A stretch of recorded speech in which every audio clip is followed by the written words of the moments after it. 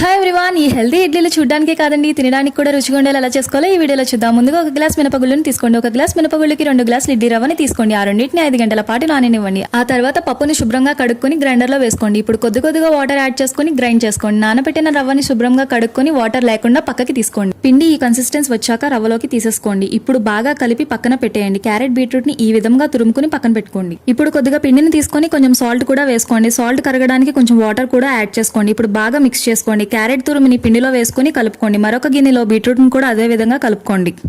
ఇడ్లీ రేకుల్లో పిండిని ఫిల్ చేసుకుని ఒకదానిపై ఒకటి పేర్చుకోండి. ఇడ్లీ పాత్ర తీసుకుని ఒక గ్లాస్ వాటర్ వేసుకోండి. ఆ ప్లేట్స్ అన్ని స్ట్రైట్ గా పెట్టి మూత పెట్టేయండి. 15 to 20 మినిట్స్ తర్వాత మూత తీసి ఇడ్లీ ఉడికిందా లేదని ఈ విధంగా టెస్ట్ చేసుకోండి.